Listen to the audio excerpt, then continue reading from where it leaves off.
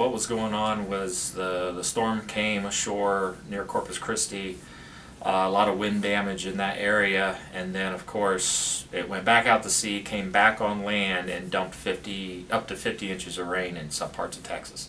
So we had flooding to the east of Houston, along with Houston proper, and then wind damage towards Corpus Christi.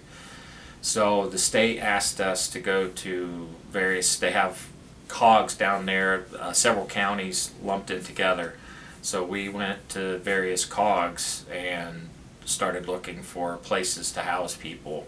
Initially, I was in Austin, and then I actually moved down to Houston, and we based out of Houston, and we split up. I was helping out with New York's team. They actually sent the team, and I was the subject matter expert to help get them going. So half the team was on the west side of Houston, the other half was on the east side of Houston, and we went from Galveston up to Beaumont and identified new sites, and we used a list from the 2008 event, Hurricane Ike, that had housing mission as well. So we took some of those old sites and investigated those to see if they could be reused. And I was down there for about 3 weeks, and then I was called when the storm hit Puerto Rico to get down to Puerto Rico as soon as I could. They had a mission of initially to come in and assess critical public facilities. When I first got there, we weren't actually mission assigned yet by FEMA to do it. We were there kind of ahead of time. And while we were waiting for the mission assignment, I joined the infrastructure assessment team.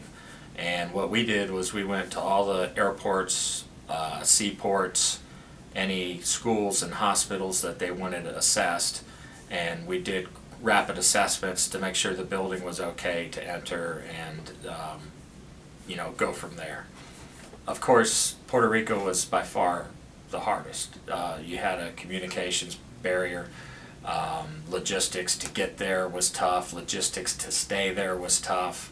Food was not exactly readily available.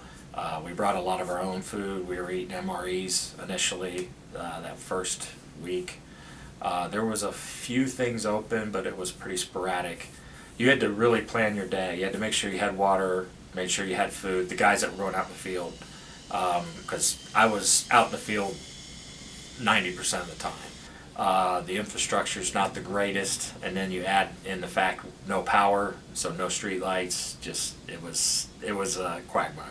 And then I spent 3 weeks down there, went back to Texas to help with that mission because it was so large, and spent 3 more weeks there. Then I was asked to go to the Virgin Islands to help out with the critical public facilities mission going on down there. The mission was ongoing, and the SME had rotated out, and so they needed somebody to come down there and take that over and help get it, running. And once that was established and good to go, we had the California wildfires. So it was thought that I might be going to California, and so I did 3 weeks down there. Once everything seemed to be okay, I went ahead and came home to head to California, but then that kind of fizzled out and I didn't have to go.